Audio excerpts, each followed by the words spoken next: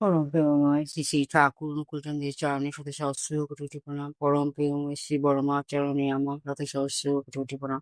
পরম প্রেমময় শ্রী বরদা চরণে আমার শত সহস্র কোটি প্রণাম। পরম পুজো পাদ দাদা চরণে আমার শত সহস্র কোটি প্রণাম। বর্তমান দেবের চরণে আমার শত সহস্র কোটি প্রণাম। ঠাকুর পরিবারের সমস্ত সদস্যদের চরণে আমার শত সহস্র কোটি প্রণাম। উপস্থিত ভক্তমণ্ডলীগণ যারা আমার যাজন শুনছেন তাদেরকেও জানাই আমি আনন্দ জয়গিরি।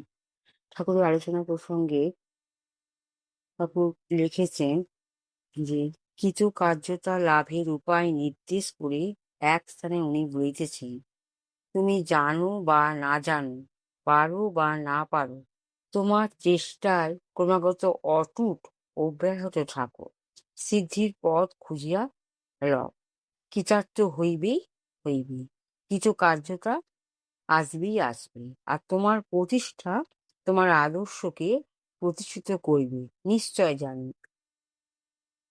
ঠাকুর সুন্দরভাবে আপনাদের লিখে দিয়েছেন।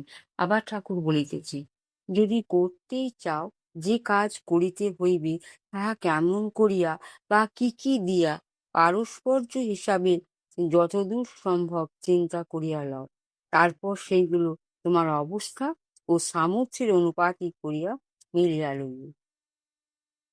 আর ইহার সাথে বেশ করিয়া দেখিয়া লও, তাহা কত সহজে, কত কম সময়ে, কত কম শক্তিতে প্রয়োগ করিয়া সংগঠন সম্ভব হইতে পারে। আর ইহার অন্তরায়গুলিকে যেমন করিয়া সম্ভবে বশে আনিয়া ফেলবে, তখনই উপদেশগুলি, এই উপায়গুলো তোমার ভিতর ফন্দি আনিয়া ক্ষিপ্রতার সহিত ভীষ্মবেগে লাগিয়া যাও। কৃতকার্য যে তোমার দাসীর মতো সেবা করবে, তাহাতে আর সন্দেহ কি। পরমপ্রেমময় শ্রী ঠাকুর সুন্দরভাবে লিখেছেন, যশস্বী হইতে আমরা সবাই চাই, কিন্তু কি করলে প্রত্যেকের অন্তরে অধীশ্বর হওয়া যায়, যাতে সকলেই সতই আমরা আমার প্রতিগানে তৃপ্তি পাই, তাহা আমাদের অনেকেই জানা নেই। ঠাকুর তাই বলিয়া দিতেছেন, তুমি মানুষের এমনতর নিত্য প্রয়োজনীয় হইয়া দাঁড়াও, যাহাতে তোমার সেবায় তোমার পারিপার্শ্বিকের যথাসাধ্য প্রয়োজনকে পূরণ করিয়া জীবন যশ ও বৃদ্ধিকে আলিঙ্গন করতে পারে। আর এমনি করিয়াই তুমি প্রত্যেকের অন্তরে ব্যক্ত হও, এগুলি তোমার চরিত্রে হইয়া দাঁড়াবে।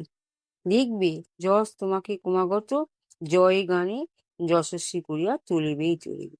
দুঃখকে চিরতরে বিদায় দিয়া কিভাবে নিজে সুখী হওয়া যায় এবং অন্যকে সুখী করা যায়, তাহাই শুনিতেছি।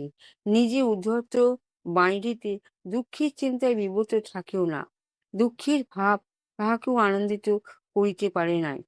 তাহলে দুঃখকেও ঠাকুর এখানে আনতে না করেছে। তার মানে সবসময় মানুষ বলছে দুঃখী দুঃখী দুঃখী, এইগুলো অতিষ্ঠ হয়ে যাচ্ছে। এই ঠাকুর বলেছে দুঃখিত হয়ে দুঃখকে আর বাড়িও না, বরং কিসের জন্য তুমি দুঃখী হচ্ছ সেটা তুমি করো। ঠাকুর এই আলোচনা প্রসঙ্গে আমরা কি পড়তে পারি, কি বুঝতে পারি, কি জানতে পারি, যদি আমরা মন দিয়ে ঠাকুরের এই লেখাগুলো পড়ে নিজেদের মধ্যে আমরা এক একটা লাইন যদি চরিতার্থ করতে পারি, তাহলে তো বুঝতে পারবো যে আমরা কৃতকার্যের পিছিয়ে দৌড়চ্ছি, সাকসেসফুল লাভ করব, কোন কাজটা করলে আমাদের জীবনে সাকসেসফুল হবে, এর জন্য আমরা বুঝতে পারছি না। এই ঠাকুর এখানে স্পষ্ট লিখে দিয়েছেন, এই সুন্দর সুন্দর সহজ লেখার মাধ্যম দিয়ে উনি বুঝিয়ে দিয়েছেন। ঠাকুর লিখেছেন যে সিদ্ধির পর খুঁজে নিতে করতে গেলে কৃতার্থ হবে, এই যে কৃতকার্যটা আসবে তোমার প্রতিষ্ঠা দেখার, তোমার আদর্শকে পরিষ্কার করবে নিশ্চয়ই। যে কোনো কাজ যদি আমরা ঠিকভাবে করতে পারি, এই কাজের জন্য আমাদের চেষ্টা চাই, এই উদ্যম বা অপরিসীম চেষ্টা আমাদের কি করবে, এই কৃতকার্যটাকে সফল করার জন্য পথ দেখিয়ে দেবে। তো যে এটা আমরা একদিনে করতে পারবো না। আমরা একদিন কাজ করলে কি করবো, বেকার লাগছে, কাজটা ঠিক মনের মতন হচ্ছে না, এই জন্য আমরা সঙ্গে সঙ্গে মন চেঞ্জ করে নেবো, বাহ ভালো লাগছে না, কিন্তু এরম করলে চলবে না। এই কাজটা আমাকে শেষ পর্যন্ত দেখে নিতে হবে, কি করে এই কাজটা করে আমাকে সাফল্য লাভ করতে হবে। যে কোনো বিষয়ে সাফল্য লাভ করতে গেলে অনেক কষ্ট করতে হয়, সে আমাদের ঘরেই হোক আর বাইরেই হোক। যদি ঘরে পারিশ্রমিক দ্বারা কাজ করতে হয়, সে কাজেও অনেক সময় দিতে হয়। আমরা সময়ের অভাবে সেটাকে ছেড়ে দিই। পরম প্রেমময় শ্রী ঠাকুর বলেছেন, কোনো বিষয় ধৈর্য হারালে চলবে না। সংযত হতে হবে, আর ধৈর্যকে আমাদেরকে স্থিরভাবে চিন্তা করে ধৈর্য ধরতে হবে। যেকোনো কাজ করার আগে আমাকে সিদ্ধান্ত নিতে হবে যে কাজটা কিভাবে করব, কেমন করে করব। স্টেপ বাই স্টেপ আমাদের সবকিছু শিখে নিতে হবে, বুঝে নিতে হবে। তারপরে আমরা সে কাজ করব। কারণ ঠাকুর আমাদের তো সত্যিই পরমপিতা। উনি লেখার মাধ্যম দিয়ে বুঝিয়ে দিয়ে গেছেন, যদি করতে চাও, যে কাজ করতে হবে, তা কেমন করিয়া, কি কি দিয়া, পারস্পর হিসাবে যতদূর সম্ভব চিন্তা করে তারপরে তুমি এগোতে পারবে। চিন্তা আমাদের কি করতে হবে? বাড়াতে হবে। এই চিন্তা বাড়াতে গেলে আমাদের নাম ধ্যান অতি অবশ্যই দরকার। এই চিন্তা যদি আমরা সঠিকভাবে করতে না পারি, যে কি চিন্তা করব, কেমন করে চিন্তা করব, সেই চিন্তার কথাই ঠাকুর আমাদেরকে এই নাম ধ্যানের মধ্যেই বুঝিয়ে দিয়েছেন।